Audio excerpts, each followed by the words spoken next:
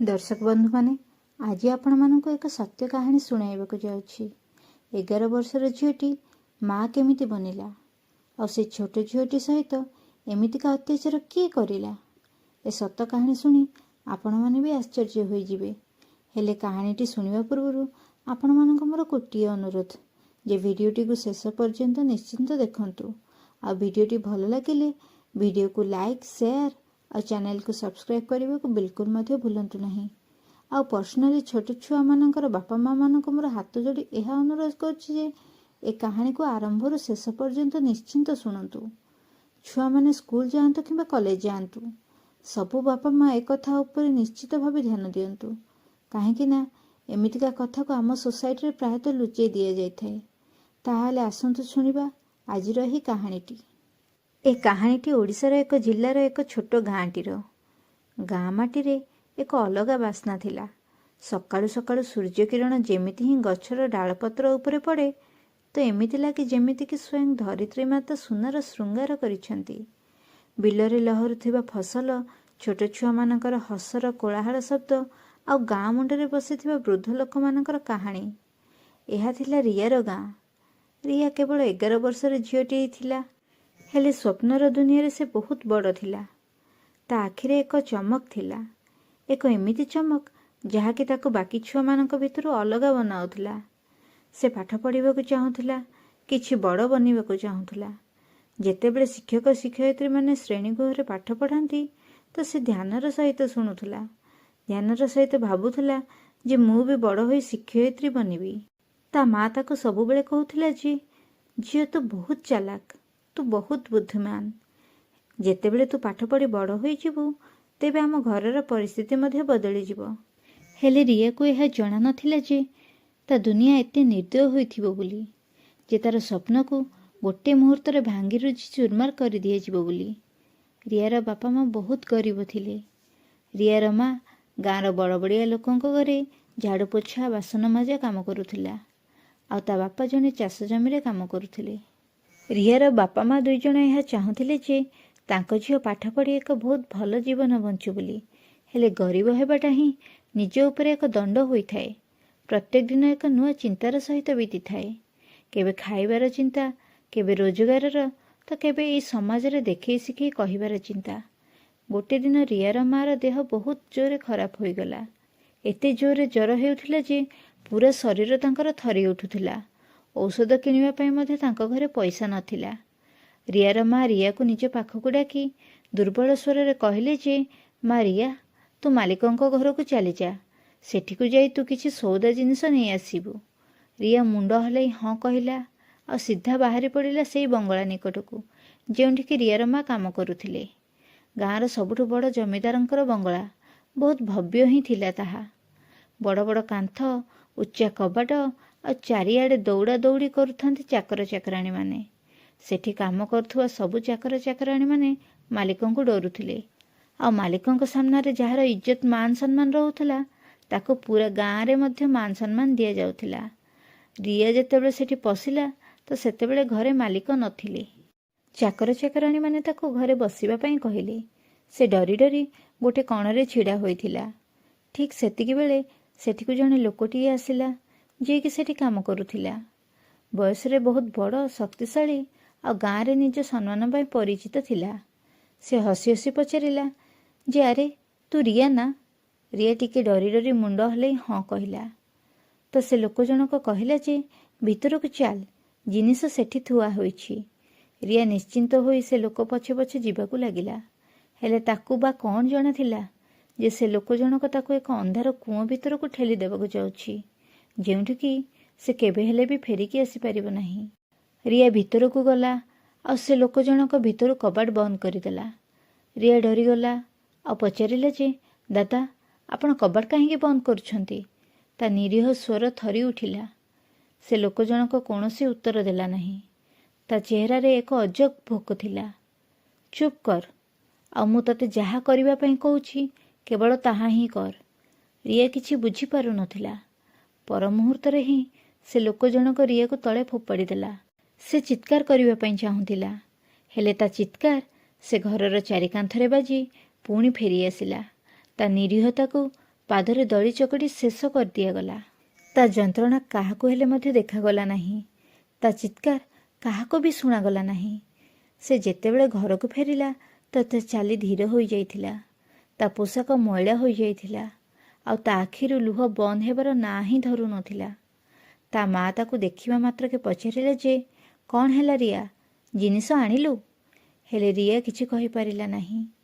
ତା ଆଖିରେ ଏମିତି ଯନ୍ତ୍ରଣା ଥିଲା ଯାହାକୁ କି ତା ମା ତୁରନ୍ତ ହିଁ ବୁଝିଗଲା। ରିଆ, କ'ଣ ହେଇଛି? ରିଆ ଜୋର ଜୋରରେ କାନ୍ଦିବାକୁ ଲାଗିଲା। ମା, ସେ ଲୋକ ମୋ ସହିତ ବହୁତ କଷ୍ଟ ହେଉଥିଲା ମା।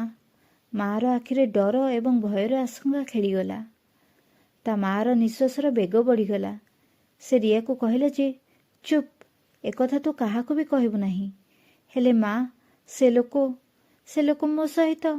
ମୁଁ କହିଲି ନା, ପାଟି ବନ୍ଦ କର, ଚୁପ୍ ରହ। ତା ମା ରାଗରେ ନୁହେଁ ବରଂ ଡରରେ କହିଲା।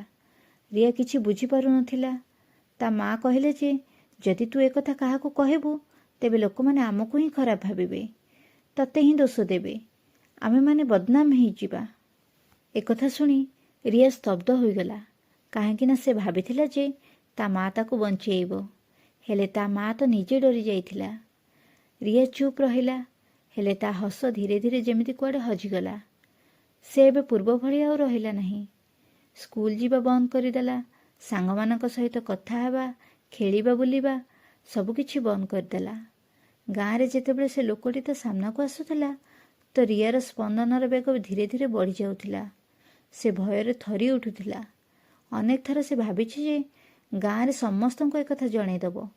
ହେଲେ ପୁଣି ଥରେ ତା ମାଆର କଥା ମନେ ପଡ଼ିଯାଉଥିଲା। ମାଆର ସେ ଶବ୍ଦ ତା ମନରେ ଘର କରିସାରିଥିଲା ଯେ ଲୋକମାନେ ଆମକୁ ହିଁ ଦୋଷ ଦେବେ। ଗୋଟିଏ ଦିନ ଗାଁରେ ପାର୍ବଣ ଚାଲିଥିଲା। ଲୋକମାନେ ହସୁଥିଲେ, ଖେଳୁଥିଲେ, ନାଚୁଥିଲେ, ଗୀତ ଗାଉଥିଲେ। ହେଲେ ରିଆ ଘରର ଗୋଟେ କୋଣରେ ବସି ରହିଥିଲା ଚୁପଚାପ। ତା ଆଖିରେ ଲୁହ ଥିଲା, ହେଲେ କାହାକୁ ବି ଦେଖାଯାଉନଥିଲା। ରିଆ ଏବେ ବେଶ ଭଲ ଭାବରେ ବୁଝି ସାରିଥିଲା ଯେ ଏହି ସମାଜରେ ଝିଅମାନଙ୍କ କଥାକୁ ଶୁଣାଯାଏ ନାହିଁ। ଝିଅମାନଙ୍କର କଷ୍ଟକୁ କେହି ବି ଶୁଣିବାକୁ ଚେଷ୍ଟା କରନ୍ତି ନାହିଁ। ଏମିତି ଭାବେ ସମୟ ବିତି ଚାଲିଲା। ରିଆ ଏବେ ପୂର୍ବ ଭଳି ନଥିଲା। ସେ ଏବେ ଅଧିକାଂଶ ସମୟ ଉଦାସ ରହିବାକୁ ଲାଗିଥିଲା। ରିଆ ଏବେ ଦୁର୍ବଳ ଦେଖାଯିବାକୁ ଲାଗିଲା। ତା ମା ଏକଥାକୁ ନେଇ ଚିନ୍ତିତ ରହିବାକୁ ଲାଗିଥିଲା। ହେଲେ ଯେତେବେଳେ ତା ମାଆକୁ ଏକଥା ଜଣାପଡ଼ିଲା ଯେ ରିଆ ଗର୍ଭବତୀ ଅଛି ତ ତା ପାଦ ତଳୁ ମାଟି ଖସିଗଲା। ଗାଁର ସ୍ତ୍ରୀ ଲୋକମାନେ ତାର ବଢ଼ୁଥିବା ପେଟକୁ ଦେଖି ପରସ୍ପର ମଧ୍ୟରେ ଫୁସଫାସ ହୋଇ କଥା ହେବାକୁ ଲାଗିଲେ। ଧୀରେ ଧୀରେ ଏକଥା ଗାଁର ଚାରିଆଡ଼େ ଖେଳିଗଲା। ଚାରିଆଡ଼େ ପ୍ରଚାର ହୋଇଗଲା। ତ ଗାଁ ଲୋକମାନେ ତା ମାଆକୁ ଡାକି ବହୁତ ଅପମାନିତ କରିଲେ। ତୋ ଝିଅ ଆମ ଗାଁର ନାଁ ତଳେ ପକାଇଦେଲା, ଆମ ଗାଁକୁ ବଦନାମ କରିଦେଲା। ତ ଆଉ କିଏ କହିଲା ଯେ ଏ ଝିଅକୁ ଗାଁରୁ ବାହାର କରିଦିଅ। ହେଲେ କେହି ହେଲେ ବି ଏକଥା ପଚାରିଲେ ନାହିଁ ଯେ ଏତେ ଛୋଟ ଝିଅ ସହିତ ଏସବୁ କାମ କିଏ କରିଛି। ରିଆ ଏବେ ବହୁତ ଦୁର୍ବଳ ହୋଇସାରିଥିଲା। ଏତେ କମ୍ ବୟସରୁ ଏତେ ନିରୀହ ଓ କୋମଳ ଶରୀର ସହିତ ଗର୍ଭର ବୋଝ ଧାରଣ କରିବାଟା ତା ପାଇଁ ବହୁତ କଷ୍ଟକର ହୋଇପଡ଼ୁଥିଲା। ଡାକ୍ତର କହିଲେ ଯେ ଏହା ତା ପାଇଁ ବହୁତ ବିପଜ୍ଜନକ ହୋଇପାରେ। ହେଲେ ଏ ସମାଜକୁ ଏକଥାରେ କୌଣସି ଫରକ ପଡ଼ିଲା ନାହିଁ। ନିରୀହତାର ଲୁହ ତା ଆଖିରେ ଜମି ସାରିଥିଲା। ସେ ଏବେ ଖେଳିବା ବୁଲିବା ଭୁଲି ସାରିଥିଲା। ତା ଦୁନିଆ ଏବେ ଦୁଃଖ, କଷ୍ଟ, ଯନ୍ତ୍ରଣା ଏବଂ ଦେଖେଇ ଶିଖେଇ କହିବାରେ ଭରି ସାରିଥିଲା। 9 ମାସ ପରେ ଯେତେବେଳେ ତାର ପ୍ରସବ ପୀଡ଼ା ଆରମ୍ଭ ହେଲା ତ ପୁରା ଗାଁ ତାମସା ଦେଖିବା ପାଇଁ ଚାଲି ଆସିଲା। ହସ୍ପିଟାଲରେ ଡାକ୍ତରମାନେ କହିଲେ ଯେ ଏତେ କମ୍ ବୟସରୁ ମା ବନିବା ମୃତ୍ୟୁକୁ ଡାକରା ଦେବା ସହିତ ସମାନ। ରିଆ ଯନ୍ତ୍ରଣାରେ ଛଟପଟ ହେଉଥିଲା। ତାପରେ ସେ ମୁହୂର୍ତ୍ତ ଆସିଲା ଯେତେବେଳେ କି ଏକ ଦୁର୍ବଳ ଛୋଟ ଝିଅଟିଏ ଏକ ଛୁଆଟିକୁ ଜନ୍ମ ଦେଲା। ହେଲେ ସେ ଛୁଆଟିର ଜନ୍ମ ସହିତ ହିଁ ରିଆ ନିଜ ନିଶ୍ୱାସ ସବୁଦିନ ପାଇଁ ଛାଡ଼ିଦେଲା। ଡାକ୍ତରମାନେ କହିଲେ ଯେ ଯଦି ସମୟ ଥାଉ ଥାଉ ତାର ଚିକିତ୍ସା ହୋଇଥାନ୍ତା, ଠିକ୍ ସମୟରେ ଯଦି ତାକୁ ହସ୍ପିଟାଲ ଅଣାଯାଇଥାନ୍ତା, ଆଉ ଯଦି ତାକୁ ଏତେ ମାନସିକ ଚାପ ଦେଇ ଯିବାକୁ ପଡ଼ିନଥାନ୍ତା, ତେବେ ହୁଏତ ସେ ଆଜି ଜୀବିତ ଥାଆନ୍ତା। ହେଲେ ଏକଥା ଶୁଣିବାକୁ କିଏ ଥିଲା? ଗାଁବାଲାମାନେ ତ ତା ମାଆକୁ ଏକୁଟିଆ ଛାଡ଼ିଦେଲେ। ଛୁଆଟିର ବାପାର କୌଣସି ପରିଚୟ ନଥିଲା। ଆଉ ଏବେ ଏହି ସମାଜ ତାର ସେଇ ନବଜାତ ଶିଶୁକୁ ଆପଣାଇବା ପାଇଁ ମନା କରିଦେଲା। କ'ଣ ଏଇ ଦୋଷ ରିଆର ଥିଲା ନା ଆମ ସମାଜର, ଯାହାକି ପୀଡ଼ିତାକୁ ହିଁ ଦୋଷୀ ବନେଇ ଦେଇଥାଏ? ଦର୍ଶକ ବନ୍ଧୁମାନେ, ଝିଅମାନଙ୍କୁ ବଞ୍ଚିବାର ଆବଶ୍ୟକତା ଅଛି। ଏବେ ସମୟ ଆସିଯାଇଛି ନୀରବତା ଭାଙ୍ଗିବାର। ଏହା କେବଳ ରିୟାର କାହାଣୀ ନୁହେଁ, ଏକୁଟିଆ ରିୟା ହିଁ ନୁହେଁ। ପ୍ରତ୍ୟେକ ବର୍ଷ ହଜାର ହଜାର ନିରୀହ ଛୁଆମାନେ, ନିରୀହ ଝିଅମାନେ ଏହି ଶୋଷଣର ଶିକାର ହେଉଛନ୍ତି। ହେଲେ ଏହି ସମାଜର ଡର, ଭୟ ଓ ମିଛ ମାନ ସମ୍ମାନ ଆଢ଼ୁଆଳରେ ଏହି ଅପରାଧକୁ ନିଜ ଭିତରେ ଲୁଚାଇ ଦେଉଛନ୍ତି। ସେମାନଙ୍କ ପରିବାର, ସେମାନଙ୍କ ବାପା ମା ଆଉ ଏହି ସମାଜ ଏହି ଅପରାଧକୁ ଲୁଚାଇବା ପାଇଁ ସେମାନଙ୍କୁ ବାଧ୍ୟ କରିଦେଉଛନ୍ତି। ଆମେମାନେ ସବୁବେଳେ ଏହା ଶୁଣି ଆସିଛୁ ଯେ ଝିଅ ବଞ୍ଚାନ୍ତୁ ଏବଂ ଝିଅ ବଢ଼ାନ୍ତୁ। ହେଲେ ଏସବୁ କଥା ସେବେ ପର୍ଯ୍ୟନ୍ତ ବେକାର ଯେବେ ପର୍ଯ୍ୟନ୍ତ କି ଆମେ ଆମ ଝିଅମାନଙ୍କୁ ସୁରକ୍ଷିତ ନ ଦେଇପାରିଛୁ, ସେମାନଙ୍କୁ ସୁରକ୍ଷାରେ ନ ରଖିପାରିଛୁ। ଯେବେ ପର୍ଯ୍ୟନ୍ତ ଆମେ ଝିଅମାନଙ୍କ କଥା ନ ଶୁଣି ସେମାନଙ୍କ କଥା ବୁଝିବା ପାଇଁ ଚେଷ୍ଟା ନ କରିବା, ସେବେ ପର୍ଯ୍ୟନ୍ତ ନିଶ୍ଚିନ୍ତ ଭାବରେ କୌଣସି ନା କୌଣସି ରିୟା ଯନ୍ତ୍ରଣା, ଦୁଃଖ କଷ୍ଟ ଏବଂ ଅତ୍ୟାଚାର ଅନ୍ୟାୟର ଫାଶୀ ଖୁଣ୍ଟରେ ଚଢ଼ିବା ପାଇଁ ବାଧ୍ୟ ହୋଇଯିବ। ନୀରବତା ହିଁ ସବୁଠାରୁ ବଡ଼ ଅନ୍ୟାୟ ଏବଂ ଅପରାଧ ହୋଇଥାଏ। ଅନେକ ଥର ଆମ ସମାଜରେ ଏହା ଦେଖିବା ପାଇଁ ମିଳେ ଯେ ଯଦି କୌଣସି ଛୁଆ ଏମିତିକା ଯୌନ ଶୋଷଣର ଶିକାର ବନେ, ତେବେ ସବୁଠୁ ପ୍ରଥମେ ସେହି ଛୁଆର ମୁହଁ ବା ସେହି ଝିଅର ମୁହଁକୁ ବନ୍ଦ କରିଦିଆଯାଇଥାଏ। ଆମ ସମାଜର ଲୋକମାନେ, ସମାଜର ପରିବାରମାନେ ଏହା କୁହନ୍ତି ଯେ ଯଦି ଏକଥା କାହାକୁ ଜଣାପଡ଼ିବ, ତେବେ ଆମର ସବୁ ମାନ ସମ୍ମାନ ମାଟିରେ ମିଶିଯିବ। ଲୋକମାନେ କ'ଣ କହିବେ? ଝିଅଟିର ଜୀବନ ନଷ୍ଟ ହୋଇଯିବ। ସେ ଝିଅଟି ଆଉ କେଉଁଠି ବାହା ହୋଇପାରିବ ନାହିଁ। କ'ଣ ବାସ୍ତବରେ ଏମିତି ନୀରବ ରହିବା ଦ୍ୱାରା ତା ଜୀବନ ବଞ୍ଚିଯାଏ? ନା ବରଂ ଏହି ନୀରବ ରହିବାଟା ପୀଡ଼ିତାର ଦୁଃଖ, କଷ୍ଟ, ଯନ୍ତ୍ରଣାକୁ ଆହୁରି ବଢ଼ାଇ ଦେଇଥାଏ। ଆଉ ଏହି ନୀରବ ରହିବାଟା ସେହି ଅପରାଧୀମାନଙ୍କୁ ଆହୁରି ଶକ୍ତିଶାଳୀ ବନାଇ ଦେଇଥାଏ, ଯାହାଦ୍ୱାରା କି ସେହି ଅପରାଧୀ ଅନ୍ୟ ନିରୀହ ଏବଂ ଅନ୍ୟ ଝିଅମାନଙ୍କୁ ତା ଶିକାର ବନାଇ ଦେଇଥାଏ। ଏବେ ସମୟ ଆସିଯାଇଛି ଚୁପ୍ ରହିବାର ନୁହେଁ, ବରଂ ନୀରବତା ଭାଙ୍ଗିବାର। ଯଦି କୌଣସି ଛୋଟ ପିଲାମାନେ କିମ୍ବା ଝିଅମାନେ ଅଚାନକ ନିଜ ବ୍ୟବହାରରେ ପରିବର୍ତ୍ତନ ଦେଖାଉଛନ୍ତି, ଚୁପ୍ ରହୁଛନ୍ତି, କାହାରି ସହିତ କଥା ହେବା ପାଇଁ ପସନ୍ଦ କରୁନାହାନ୍ତି, ଅଚାନକ ଡରୁଛନ୍ତି ଏବଂ ଭୟ କରୁଛନ୍ତି, ତେବେ ସେମାନଙ୍କ କଥାକୁ ବୁଝିବା ପାଇଁ ଚେଷ୍ଟା କରନ୍ତୁ। ସେମାନଙ୍କ ସହିତ ଅଧିକରୁ ଅଧିକ କଥା ହେବା ପାଇଁ ଚେଷ୍ଟା କରନ୍ତୁ। ଯଦି କୌଣସି ଝିଅ କିମ୍ବା ଛୋଟ ଛୁଆମାନେ କିଛି ଭୁଲ ହେବାର କହୁଛନ୍ତି, ତେବେ ତା କଥା ଅଣଦେଖା ନ କରି ତା କଥାକୁ ସମ୍ପୂର୍ଣ୍ଣ ଭାବେ ବୁଝିବା ପାଇଁ ଚେଷ୍ଟା କରନ୍ତୁ। ତାର ସମ୍ପୂର୍ଣ୍ଣ ଭାବରେ ସାହାଯ୍ୟ କରିବା ପାଇଁ ଚେଷ୍ଟା କରନ୍ତୁ। ଯଦି କୌଣସି ଛୁଆ କିମ୍ବା ଝିଅ ସହିତ ଭୁଲ ହେଇଛି, ତେବେ ତାକୁ ଚାପିଦେବା ବଦଳରେ ଅପରାଧୀ ବିରୁଦ୍ଧରେ କଡ଼ା ପଦକ୍ଷେପ ନେବା ପାଇଁ ଚେଷ୍ଟା କରନ୍ତୁ। ଛୁଆମାନଙ୍କର ଶିକ୍ଷା ହିଁ ସେମାନଙ୍କର ସବୁଠାରୁ ବଡ଼ ସୁରକ୍ଷା। ରିୟା ଆଉ ତା ମା ଏକ ଗରିବ ପରିବାରରୁ ଥିଲେ। ଯଦି ସେମାନେ ପଢ଼ାଲେଖା ହୋଇଥାନ୍ତେ, ତେବେ ହୁଏତ ସେମାନେ ନିଜର ଅଧିକାରକୁ ବେଶ ଭଲ ଭାବେ ବୁଝିପାରିଥାନ୍ତେ। ଶିକ୍ଷା ହିଁ ସେ ଅସ୍ତ୍ର, ଯାହାଦ୍ୱାରା କି ଝିଅମାନେ ନିଜ ଉପରେ ହେଉଥିବା ଅତ୍ୟାଚାରକୁ, ଅନ୍ୟାୟକୁ ବେଶ ଭଲ ଭାବରେ ବୁଝିପାରିବେ ଆଉ ତାର ପ୍ରତିବାଦ ବି କରିପାରିବେ। ଆମେମାନେ ସବୁ ଛୁଆମାନଙ୍କୁ ଏହା ଶିଖାଇବା ଉଚିତ ଯେ ତା ଶରୀର କେବଳ ତାର, କେହି ହେଲେ ବି ଜବରଦସ୍ତି ଛୁଇଁପାରିବେ ନାହିଁ। ଯଦି କେହି ଭୁଲ କରେ, ତେବେ ତାର ଚୁପ୍ ରହିବାଟା ଉଚିତ ନୁହେଁ, ବରଂ କୌଣସି ଭରସା କରୁଥିବା ଲୋକଙ୍କୁ ତୁରନ୍ତ କହିଦେବାଟା ଉଚିତ ହେବ। ଝିଅମାନେ କାହାଠୁ ବି କମ୍ ନୁହନ୍ତି। ଝିଅମାନେ କେବଳ ବାହାଘର ଓ ଛୁଆ ପର୍ଯ୍ୟନ୍ତ ସୀମିତ ନୁହନ୍ତି, ବରଂ ସେମାନେ ଆତ୍ମନିର୍ଭରଶୀଳ ବନି ନିଜ ସ୍ୱପ୍ନକୁ ସାକାର କରିପାରିବେ। ବାପା ମାଆଙ୍କୁ ମଧ୍ୟ ନିଜ ଚିନ୍ତାଧାରାରେ ବଦଳାଇବାକୁ ହେବ। ଅନେକ ସମୟରେ ଏହା ଦେଖାଯାଏ ଯେ ଆମ ସମାଜରେ ବାପା ମା ମାନେ ଝିଅମାନଙ୍କ ସୁରକ୍ଷା ନାଁରେ ସେମାନଙ୍କୁ ଡର ଏବଂ ପ୍ରତିବନ୍ଧକରେ ବାନ୍ଧି ଦିଅନ୍ତି।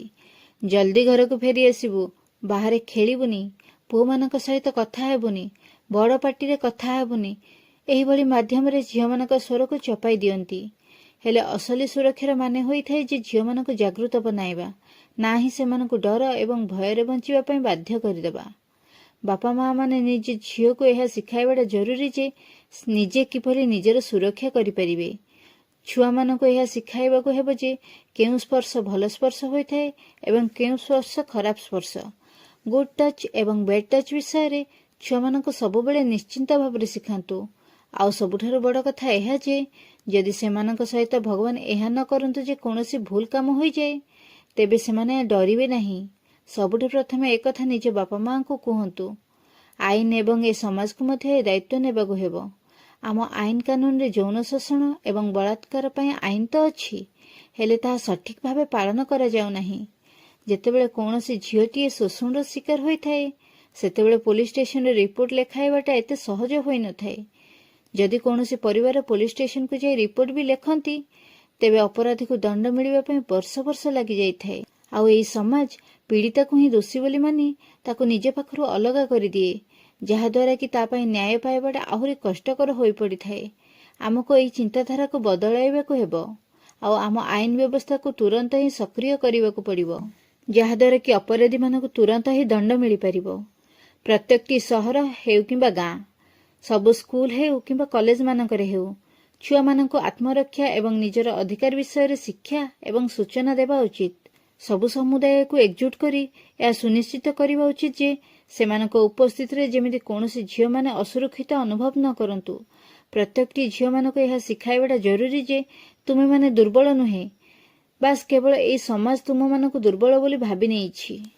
ଛୋଟବେଳୁ ତୁମମାନଙ୍କୁ ଏହା ଶିକ୍ଷା ଦିଆଯାଇଛି ଯେ ଝିଅମାନେ କେବଳ ବାସ୍ କାହାର ଦୟାର ପାତ୍ର ହୋଇଥାନ୍ତି, କିନ୍ତୁ ଏହା ସମ୍ପୂର୍ଣ୍ଣ ଭାବେ ଭୁଲ। ବରଂ ଝିଅମାନଙ୍କୁ ଏହା ଛୋଟବେଳୁ ଶିଖାଇବା ଉଚିତ ଯେ ସେମାନେ କାହାର ଦୟାର ପାତ୍ର ନୁହନ୍ତି, ସେମାନେ ନିଜେ ହିଁ ନିଜର ରକ୍ଷା କରିପାରିବେ। ଯଦି ତାଙ୍କ ସହିତ ଅନ୍ୟାୟ ହୁଏ ତେବେ ସେ ଚୁପ୍ ବସିବେ ନାହିଁ, ବରଂ ପ୍ରତିବାଦ କରିବେ। ତାକୁ କେହି ଛୁଇଁ ପାରିବେ ନାହିଁ ଯେବେ ପର୍ଯ୍ୟନ୍ତ ସେ ନିଜେ ନ ଚାହିଁବ। ଏବେ ନୀରବତା ଭାଙ୍ଗ, ଝିଅମାନଙ୍କୁ ବଞ୍ଚାଅ। ରିୟାର କାହାଣୀ ବାସ୍ କେବଳ ଏକ ଚେତାବନୀ। ଆଜି ଯଦି ଆମେମାନେ ନ ବଦଳିବା ତେବେ ହୁଏତ କାଲି ଆଉ କୋଉ ଝିଅର ଜୀବନ ବର୍ବାଦ ହୋଇଯାଇପାରେ।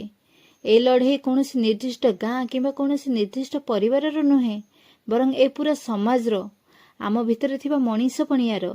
ଝିଅମାନଙ୍କର କଥାକୁ ଶୁଣନ୍ତୁ, ସେମାନଙ୍କ ପାଠପଢ଼ା ଉପରେ ଧ୍ୟାନ ଦିଅନ୍ତୁ, ଆଉ ଯଦି କୌଣସି ଅପରାଧ ଘଟୁଛି ତେବେ ଅପରାଧୀକୁ ଦଣ୍ଡ ଦେବା ପାଇଁ ଲଢ଼ନ୍ତୁ।